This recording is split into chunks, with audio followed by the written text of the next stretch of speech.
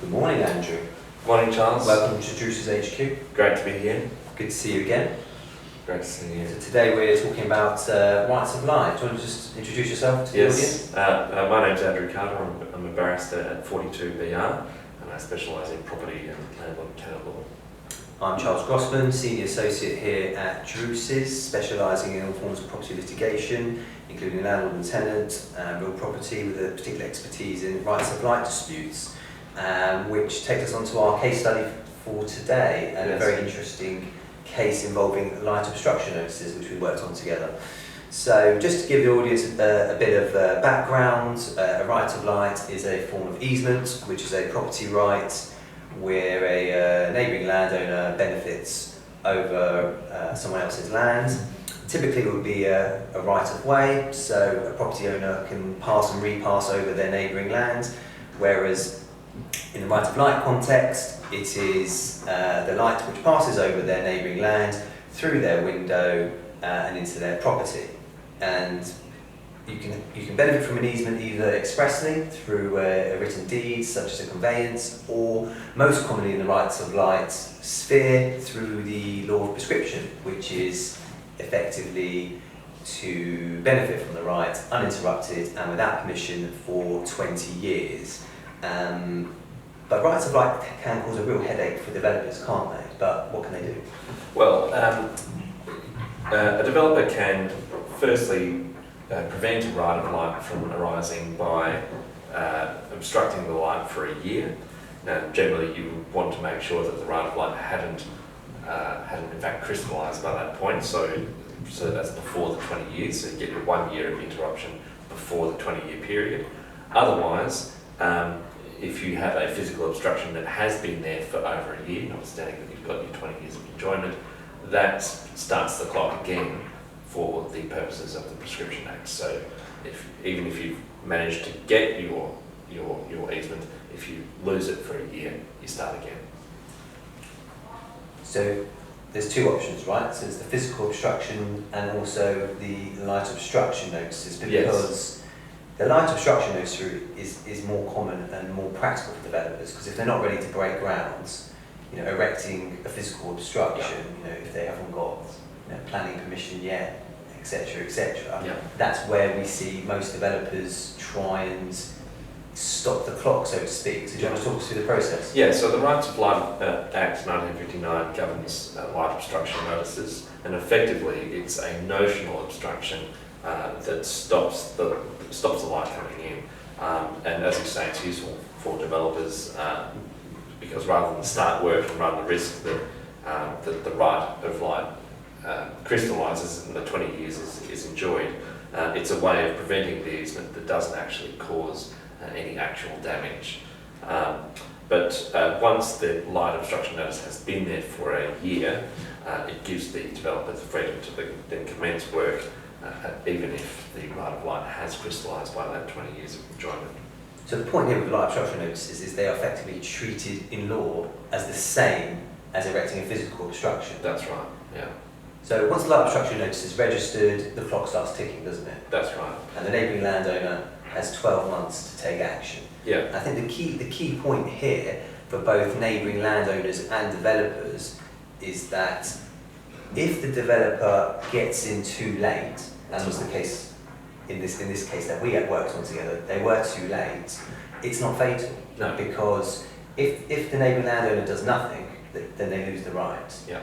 But if the developer is too late, they've got a window of opportunity to take action and protect the right by bringing a claim within that 12-month period, which is precisely what we did in this case. Yes. Do you want to explain exactly what we were asking the court to do? Yeah, so we sought declarations from the county court that we enjoyed our rights of light as an easement, and we sought orders removing the light obstruction notices from the register.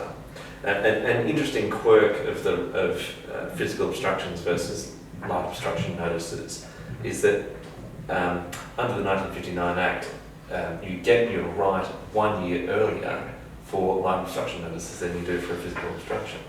So that really means that at least it's arguable that a developer needs to make sure that the light obstruction notice goes in before 18 years and 1 day to make sure that no easement is enjoyed by the dominant owner.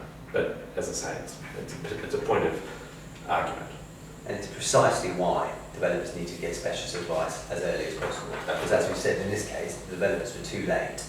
So our job was to demonstrate to the court and evidence to the court how long our client had benefited from their right of light. That's so right. That includes the sort of factual evidence the court are looking for are, when did the lease start, but more importantly, when were the windows built? That is an important piece of evidence which demonstrates when the light started. Yeah. Because the important to remember with rights of light that it's not just that light is coming onto the land. You have to have an aperture through which the light passes in order for the building to enjoy the right of light. That's a great point, because if windows are boarded up, for example, or land which is just open land, they can't benefit from a right of light because they've got no aperture. That's right. So that is a key point which we have to prove to the court. So we issued our claim. We had all the evidence we needed to win, but surprisingly, the developers, all 5 of them, ignored the claim. Yeah. So it was quite an extraordinary step. We expected that they would, once we issued our claim at court, they would approach us. We could agree to remove the claim by consent, and the light obstruction notices would be removed, and everyone would save a lot of time and money. But that wasn't the case, was it? What did we do? Well, a claimant who brings a claim and then faces silence from the defendant can ask the court to enter judgment in default, and that's precisely what we did. And we asked for the matter to be listed for a hearing because the declaration is, of course, a discretionary remedy, so it's safer to go before a judge. And we heard nothing. We prepared. You instructed me to appear on the hearing, and then the day before the hearing was listed, we had some answer from the developers. But of course, by then it was far too late. We'd incurred all the fees, we'd incurred all these costs bringing the matter to trial, or to at least to a default judgment. And by that point, all there is to do is to negotiate costs. Yeah, that's what, right. what amount of costs were they willing to pay to avoid the uncertainty of a cost order being made by the judge? Exactly. And if they engaged earlier, it would have saved them a lot of money. It would have saved them loads of money. So all in all, the strategy worked well. The rights of light were preserved, the light obstruction notices were removed, and the clients recovered a significant contribution towards their legal costs. But there are some very important takeaways, both for neighbouring landowners and, of course, for developers. Yeah. I think firstly is to remember that light obstruction notices are arguably in a different category from physical obstructions. So developers, if they want to make sure that that they defeat rights of light on neighbouring land, that the light obstruction notice goes in early enough so that it's before 18 years and 1 day to be safe. But I would say to developers, even if you are late, it's still worth registering a light obstruction notice, because if no action is taken, then you're able to proceed having defeated the right. And if you're a neighbouring landowner who benefits from the right of light and you receive a light obstruction notice, obviously take urgent legal advice, because as we said, you only have 12 months to take action, and getting your case together, there's a lot of work involved, it can take time.